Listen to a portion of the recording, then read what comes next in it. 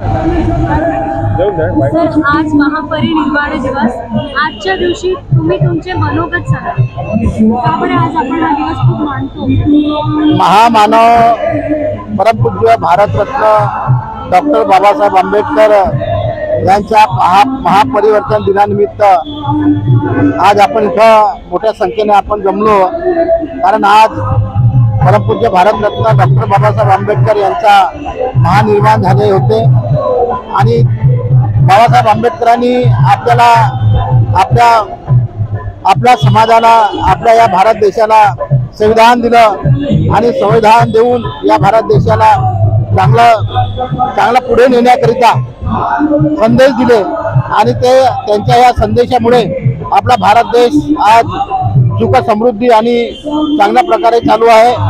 Doctor Babasaheb आंबेडकरांनी 1956ला जे दीक्षा दिली होती आणि बौद्ध धर्माची त्यांनी दीक्षा देऊन बौद्ध धर्माचा प्रसार केला होता. तेव्हापासून तर आजपर्यंत या संपूर्ण भारत देशात नव्हे तर संपूर्ण जगामध्ये बौद्ध धर्म मोठ्या प्रमाणात वाढत आहे.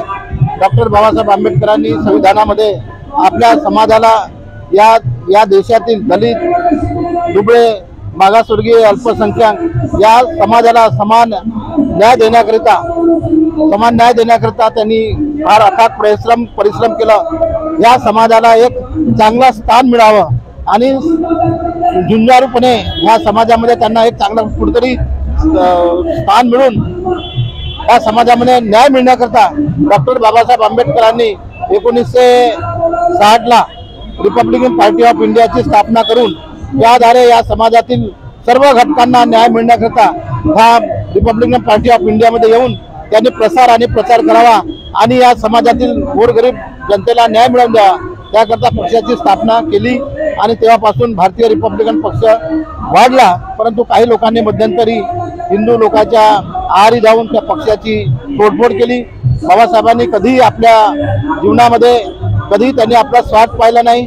बाबासाहेबांनी कधी माझ्या परिवाराचं काय होईल ते कधी पाहिलं नाही आणि समाजासाठी लढत राहिले. मला सर्व बौद्ध बांधवांना हीच विनंती करायची आहे की बाबासाहेबांनी जे आपल्याला मंत्र दिलेले आहे, बाबासाहेबांनी जे आपल्याला उपदेश दिले आहे ते आपण कुठेतरी या समाजात रुजवलं पाहिजे आणि समाजाचं उत्थान करायला पाहिजे. एवढ्याच या प्रसंगी बाबासाहेबांचे वाक्य होते, शिका, संघटित व्हा. संघटित होण्यासाठी समाजाला काय मेसेज देऊ इच्छिता? डॉक्टर बाबासाहेब आंबेडकरांना संघटित होण्याकरिता मी तुम्हाला आधीच सांगितलं होतं की डॉक्टर बाबासाहेब आंबेडकरांनी 1960ला रिपब्लिकन पार्टी ऑफ इंडियाची स्थापना केली आणि त्यानंतर या समाजातील सर्व घटकांना न्याय मिळाला पाहिजे म्हणून त्यांची जातीनिहाय गणना करून एससीला किती विधानसभेत सीटा देण्यात यावी, एससीला ओबीसीला किती देण्यात यावी आणि असे वर्ग वाईज करून त्यांना त्याद्वारे लोकांपर्यंत जाऊन इलेक्शन लढण्याचं त्यांना प्राधान्य दिलेलं होतं.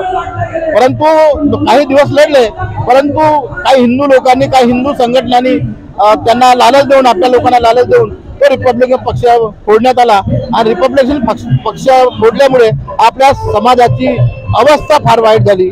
आज आपल्याकडे एक बी आमदार, खासदार किंवा कोणी असे मोठे विधानसभेत आवाज उठवण्याकरिता, बाबासाहेब आंबेडकरांचा आवाज उठवण्याकरिता, या जनतेसाठी लढण्याकरिता आज कोणी असे आमदार, खासदार नाही आहे. आणि म्हणून बाबासाहेबांनी म्हटलं होतं, शिका, संघटित व्हा आणि संघर्ष करा. संघर्ष करण्यासाठी आपण संघटनाच आहे, त्यामुळे आपल्याला कुठेतरी एकत्र यावं लागेल. धन्यवाद.